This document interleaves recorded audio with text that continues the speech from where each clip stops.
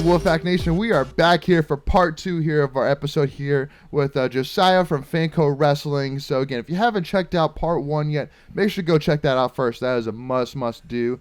And again, just as a reminder, again, if you haven't already, again, hit that subscribe button, give this video a like, and give us a follow. Tuffy Talk now on Twitter and Instagram. But jumping right back into it here. So one of the moments that I still can't, it still touches my heart to this day, is Hayden's speech after getting third at the NCAA tournament. And just, first of all, it just blew my mind that he was at least mentioning, like, not even like a couple minutes after his last match, that this is my last match. Like, this is this is it. And I'm like, that's crazy though, because I mean, again, and I love to hear your thoughts, but I mean, you know, even though he hasn't won a national championship, in my mind, he is undoubtedly a top 5, if not even potentially even a top 3 wrestler in the history of NC State. I mean, that dude was just unbelievable from the moment he stepped on the mat at NC State. And but I mean, so what was your, first of all, what was your kind of a reaction to it, from, like, you know, how did it hit you? But then, like, what was your reaction when you also heard the news of, like, this is my last match? Like, that's crazy.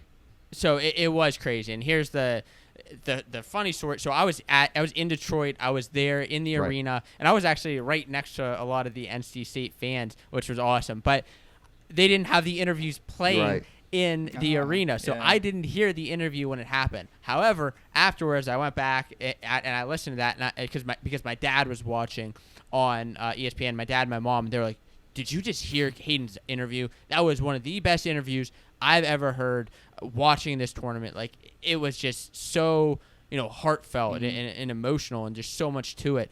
And like when I listened to it finally, I was like that's exactly what I felt. You know, it hits you in the heartstrings. You're like, this is just regardless of, you know, personas that you see online and on social media and in matches, right? You talk Mackay and Hayden going, I mean, as hard as they can during a match, but like afterwards, like, this is just a good guy. Right. Hayden Hidley is just a good guy, a good brotherly guy, a good family guy, and just a great part of NC State's history. You know, he has really helped to, I mean, get fans excited about NC State. You know, you talk about Gwiz and some of those guys back from, you know, a little bit before his time, but even now, like, Hayden is definitely one of the best wrestlers in NC State's history with all that he's done. You know, did he win a national title? No, he didn't, but he made the national finals. He nearly beat Jason Nolf a few years ago, and just what he did this year as well was darn impressive with all of his ACC, you know, titles. Hayden Hidley is the definition, you know, of a wolf pack, you know, of the wolf pack, the leader of the wolf pack. And when you hear that this is his last match, that he's done, it hits you too, because, you know, you watch that match, you're like, awesome, he won, he beat Kemmer, he pulled off that with a great last send off, and then you're just like, oh crap, he's done. That's it. That's the last time we're going to see Hayden Hidley wrestle. Ever.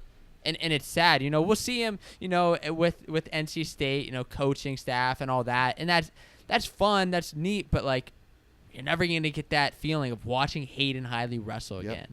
No, it's tough, you know, for sure. I mean, especially for us as NC State fans, just because, I mean, obviously for me, I mean, just talking from my perspective, I mean, I truly saw that, you know, especially with the Wolfpack RTC and, you know, how much, you know, we're really trying to grow that. You know, I fully saw him jumping right into that, you know, competing with, you know, first with Team USA in the World Team Trials. But again, I mean, just unbelievable. I mean, again, just like you said, that like that all of a sudden here that. Obviously, the heartbreaking news that he didn't win it all, you know, because I think that myself, you know, when he lost the way he did to Clay and stuff like that, you saw like that might be kind of a spark maybe that would kind of send him to winning that national championship. But and I know from talking to his parents, they felt the same way as well. But again, just you know, but hey, one thing which I do want to say though as well is that, so if you had to put your money though on it, would you say that, because, I mean, looking at Trent, though, Trent, he just might, he could pass, man. Like, he is unreal. Now, I know that it's kind of tough to really compare wrestlers that are not necessarily the same weight class and things like that, but, man, like Trent, he's just as dominant. Like it's kind of really like picking straws, really, to kind of, compare the two kind of deal. But what are your kind of thoughts? Kind of comparing Hayden and Trent's, styles, how they wrestle, kind of deal. It's very similar. It's very similar, and I think they kind of feed off of each other with how they were trained and how they train with each other. Yep. Like the big reason why Hayden came back in his senior year was to train Trent and to get him to win the national title, right? Yep. Like that was such a big part. And I really think that even years down the road, right, when you have brothers in the sport, you talk about Pat and John Smith at Oklahoma State, you talk about Tom and Terry Brands at Iowa, you're gonna have Trent and Hayden Hidley interchange at NC State. Anytime you mention Hayden, you're going to be mentioning Trent. Yep. I just think it's more, they're going to be more in the conversation together rather than like contrasted. And I think that, just the times that they were on the same team up until the end of the 2022 season, it was just so much fun. And into Hayden's final year when he had the 1-2 punch at 174 and 184, it made it even that much more exciting just to have them feed off each other, hype up the crowd and really just excite NC State fans. Absolutely.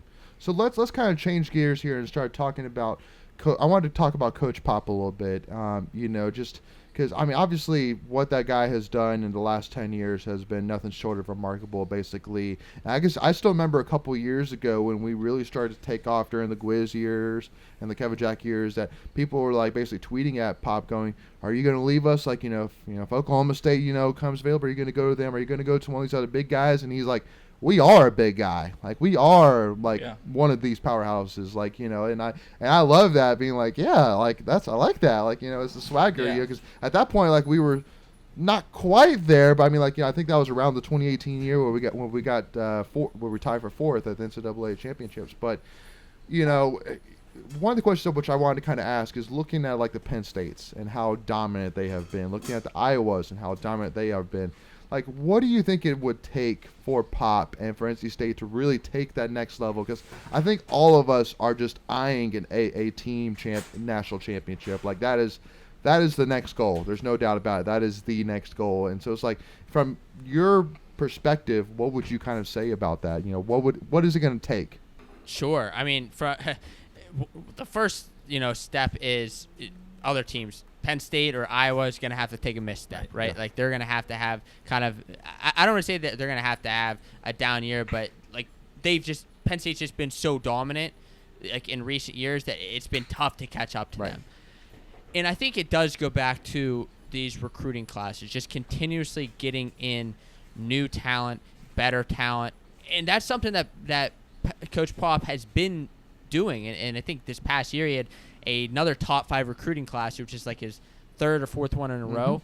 And really, like, it's just honing that talent and taking those recruiting classes and making them better. And I think that we will start seeing that with NC State, because this was such a weird year in 2022. You had all these seniors in there with all this extra eligibility, right? Like you even had Hayden and Tariq, who've been there for many, many years, and now you had a couple guys sitting behind them that were kind of wanting to find a spot in the lineup, but they couldn't because they were coming back. And while that's okay, that's great for Hayden and Tariq and stuff, for the guys who are sitting behind him, it makes it a little bit difficult to get that competition. So I think really just getting that higher quality of competition, right? Not just seeking out and I think they did that well this year, is that not only they're seeking out, to be the best in the ACC with Pitt and UNC and Virginia Tech, who are still top programs, but they're seeking out we want to wrestle Penn State. We want to wrestle Iowa during the regular season. Getting that tougher competition throughout the year, I think, is just super important to propel them forward. And it's just, having guys at every single weight that can be All-Americans, right? NC State was one of, I believe, 2 teams this year to qualify all 10 guys for the national championships. And like, I know that, Michael and Gray, like, you guys are like newer to wrestling. Like, that's like unheard of. Like, that just doesn't really happen. And so Coach Pop is growing that with these recruiting classes. And if he can get these guys not just to qualify, but to win a few matches and not just make the round of 16, right, but have like 4 or 5 guys actually become All-Americans with a champ in there, that's really where you're going to see, okay, team points are coming in. We're able to win team titles. Right. And I do think that you're going to see some high placing from NC State in the upcoming years. You don't need every single wrestler to win the national championship in their weight class, but if you do have 10 wrestlers in, you just need a bunch of them to win maybe 1 or 2 matches, and then hopefully you get 1 or 2 national champions out of it, and that the points add up. Right, because one of the things that kind of happened this year, I thought NC State was honestly going to be a top 3 team on the podium, and I was a little bit let down, just being an NC State fan that they didn't finish top 3, and kind of what happened is they had a great kind of, I believe day 1, and then even guys there kind of fell off. They started losing in the constellations, and when you have guys start losing the constellations, well, they're not putting points on the board, and even if Hayden and Trent did win the national titles, it was still going to be tough without all the extra, guys scoring points. I think we were in 3rd place after day 1, if I'm not mistaken. We were. Yeah, and absolutely. it fell down to 12th, which was, a tough bull to swallow. So, but yeah, because kind of looking at last season too, really to me, one of the biggest things that I think is kind of screaming is that we really haven't had a dominant heavyweight since Gwiz. Now, we've had some good ones for sure. I mean, we've had some ACC champions, but we just haven't had that guy. Especially, looking at the NCAA now, there is a lot of dominant heavyweights. So it's just like you said, if we're gonna have a guy that's competing, in that top 8, for an All-American, we need that guy. And I mean, so I mean, looking at, but overall, just kind of looking at last year, what'd you kind of see? To me, I saw a lot of youth, with guys like Isaac, obviously Ed Scott, golly, that dude hit the ground running. But, even Camacho as well. He's young. Kai's young. Ryan Jack, I mean, he's going to be something, I think, special. So, I mean, do you kind of agree, that maybe it's kind of a mix of that youth, but also, too, just maybe some help on the heavyweight side? What are your kind of thoughts on last year's team? I mean, youth is a big thing, right? You have these old guys that have been there for years, right, with Hayden and Tariq, but then you have the young guys, like you said. And when you qualify for the national tournament for the first time, right, maybe during the year you do have a big win.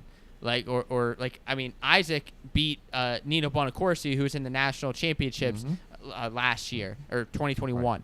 And he had beat him during the regular season. And it's and then, this year he doesn't necessarily have the run that he wants at nationals. Well, when you get to nationals for the first time, it's different than any other environment you've wrestled in, especially this year with the fans. And I think that the pressure's on, in a lot of instances. Coaches do their best job to make sure that the pressure isn't on, that, they can keep the wrestlers calm and collected. Right. But you kind of have those jitters. You get in the tunnel when you're about to walk out onto the match, and you kind of get that pressure, those jitters, and you hear the fans, cheering, whether they're for it or against you, or they're cheering for another match. Right. A lot of times, sometimes wrestlers don't even hear that when they're out there, but it does still have that effect. Right. And I think that with time, and those new guys on NC State, they actually had a solid NCAA tournament, but I think that now that they kind of have their first one out of the way, it will get better with time. Yeah, absolutely.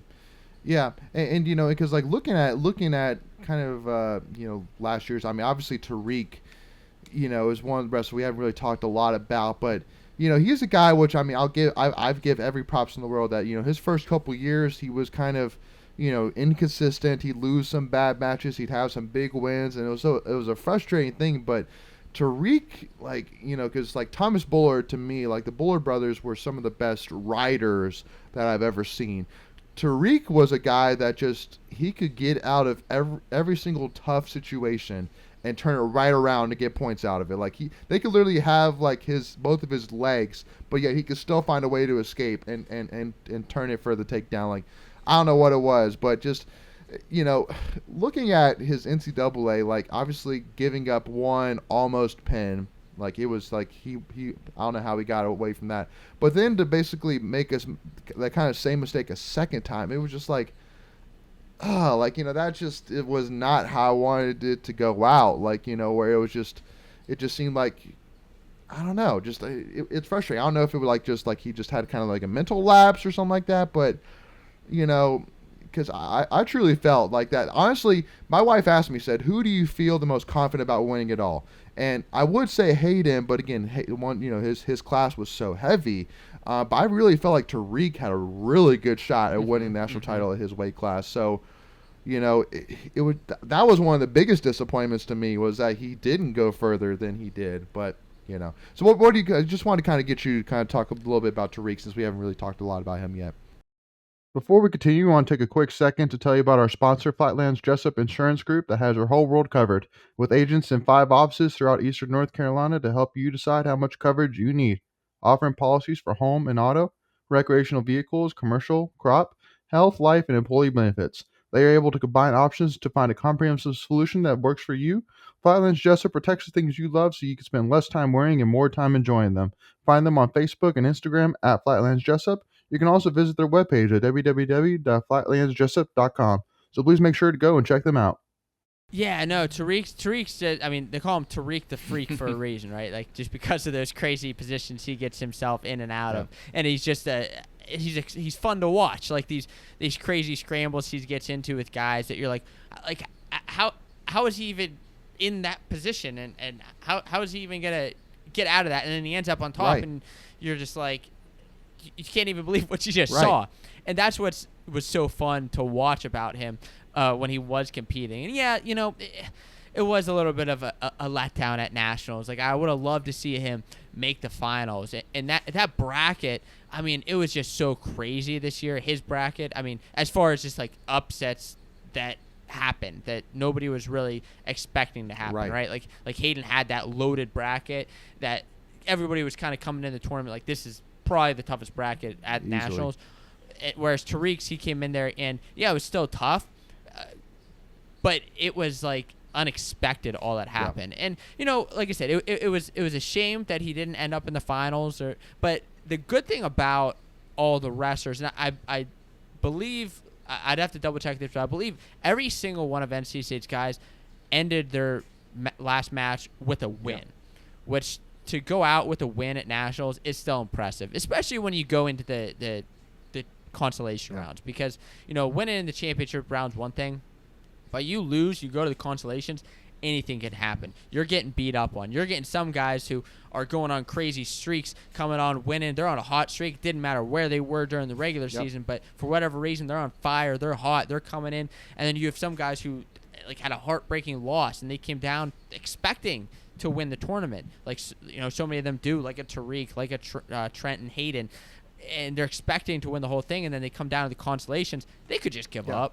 I mean, they could just say, all right, I didn't accomplish my goal, especially a Tariq, right? Like, this is his last year to do it, and he doesn't get the job done, and he still fights back. And even with that second loss, he fights back. Like, he still is able to finish off with a win, and I think that just speaks to the character that Coach Pop has built in all of them. That's instilled in them, from who they are personally, but also that Coach Pop really gets them all to fight until the bitter end. Absolutely.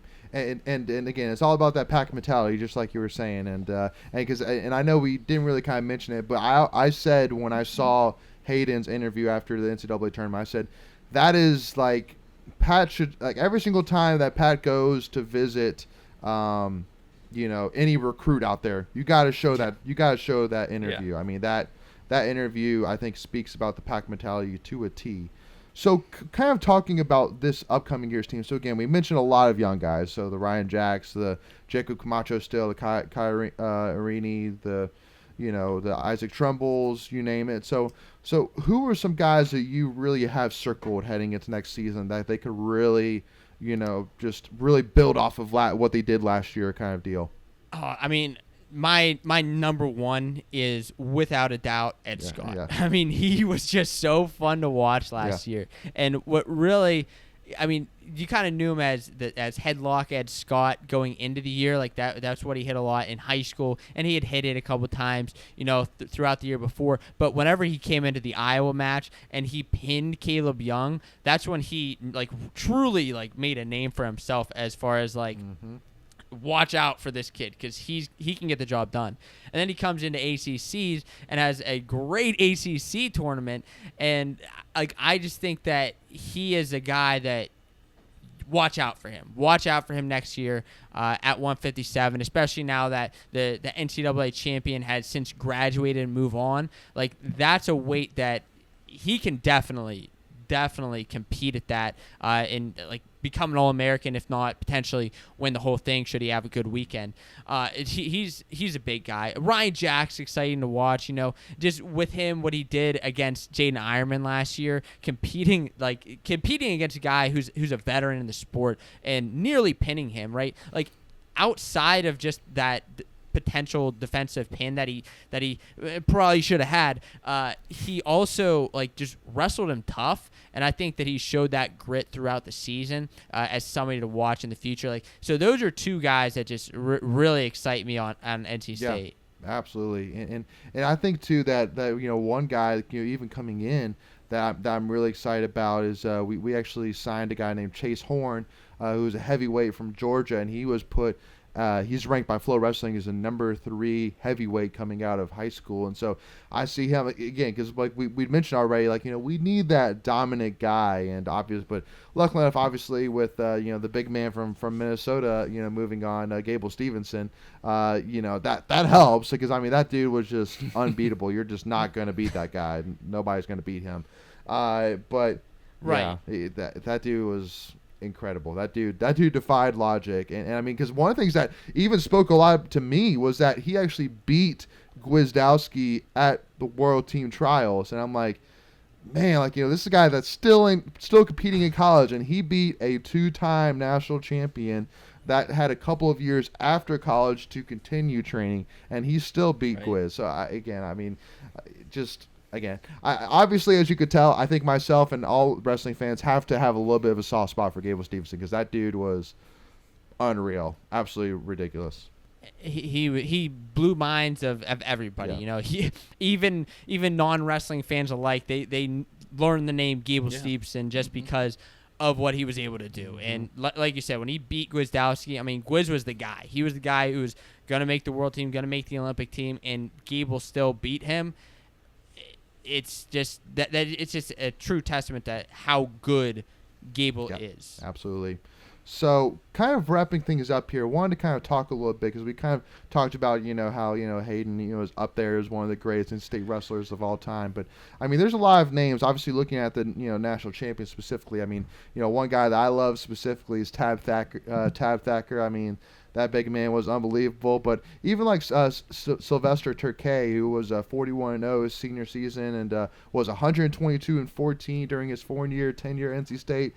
You got to put him up there. And then Darian Caldwell, Mr. Backflip himself during the national championship match, which to me is still one of the funniest clips of all time. But obviously Nick Gwizdowski, 2-time national champion. But, do you kind of have, in your head, after I mentioned those guys, kind of a – who in your mind is the greatest wrestler in NC State history, or do you have a top 5 kind of deal? Yeah, I would probably say a lot of those guys you mentioned. Right now I'd probably put Gwiz at the top. Being that recent national champion, I think that honestly, depending on how Trent does, he has a chance to be up there on this list. I'd put Hayden up there, although he doesn't have that national title. He's still 4-time ACC champion, which is still 5-time, only ever 5 times. Yeah, so it's still impressive. Unbelievable what he was able to do during his time at NC State. So I like those guys, and then Sylvester Turkey. You mentioned him. Here's the funny part, Leighton, is a funny story for you. Sylvester went to the same high school that I went to, and so I grew up with the name Sylvester Turkey. He was hanging in the wrestling room, and it was funny that when I came down here to Raleigh for the first time, I see Sylvester Turkey, his name hanging up around Reynolds Coliseum. I'm like, that's so cool that a guy from my high school was was a national champion here at NC State. So he's definitely like on my list as well. And I'd love to actually put together this list of guys. Those are some of the top guys, because I've recently come out with like some videos on top 10 Penn Staters, top 10 Iowa guys, and I'd love to see like really statistically who are the best NC State guys. But those few that we mentioned are definitely like in the top ranks. Well, because I mean, for me, from a personal perspective, I mean, he's a good buddy of mine, but Michael Machiavello, like, he's a guy that kind of has a special heart for me, just because he's a guy that he wanted it more. Like, it literally just came down to, at the end of the day, he won it all because he just refused to quit. So to me, like, in terms of like necessarily talent wise, like, do I put him like, beside Gwiz? I mean, no, Gwiz was a freak, and then Darian Caldwell, like, they were freaks, but Gwiz, to me, like he has a special place in my heart, really, just because he's a guy that he fought tooth and nail, and he earned every single point that he got. Like, he fought for it. So I would be curious for sure. He shouldn't have won that year. Right. Quotes around that. He shouldn't have won that year, and he still did. Absolutely.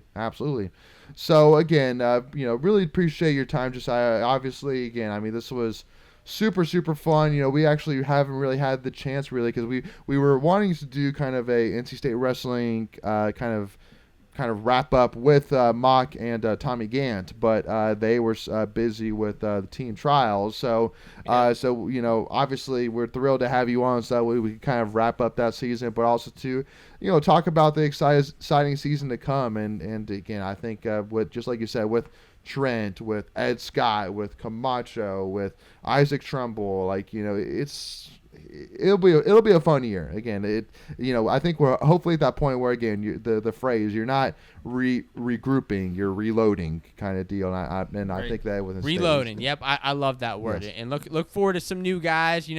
With the old guys leaving, you're gonna find some room to hear those new guys' names, like a Joey Milano, or at a weight, or 149. You're gonna have a new freshman in there who we don't know who it's gonna be yet, but there's a lot. Reloading up, and you're gonna have some new names as NC State gets going again. Absolutely. This year. So Josiah, just remind our fans again, who watch kind of part one, but maybe not remembered. Just where can fans find your content in terms of YouTube, Twitter, all that jazz? Yeah, the best place to find me is on YouTube at FANCO Wrestling. That's FANCO Wrestling. Talk about college wrestling news, discussion. Got a lot of NC State content over there, especially, the more they keep winning, the more I'm going to keep talking about them. Also on Instagram and Twitter with the same handles.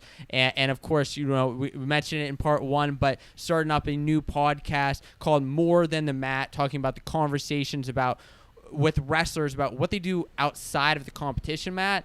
And one of our first guest is Kai Arini, who just had a phenomenal story that he shared about tattooing his teammates, tattooing his own mom. And it's just, if you're an NC State fan, like, it's a must listen. Cool. So, I appreciate you guys having me on the show. It's been a blast, and I hope to get back on to talk Wolfpack, in some upcoming episodes. Would love to have you. Absolutely. And we appreciate the time out of your busy schedule for sure. But again, make sure NC State fans go check him out if you haven't already. Just like, we were talking in part one, if you haven't checked that out yet, make sure to go do that. But if you have, just like, again, he does a great job of really deep diving, really making you a wrestling fan. So make sure to go and check out his stuff for sure. And then when it comes to us, if you don't mind as well, hitting that subscribe button if you don't mind, so that way you do not miss out whenever we release new NC State content. Give this video a like as well, so that way this video will get in front of more NC State fans. And also give us a follow, Tuffy Talk now on Twitter and Instagram. But thank you all so much for tuning in. Hope y'all enjoyed it. As always, go Pack, y'all. We'll see y'all soon.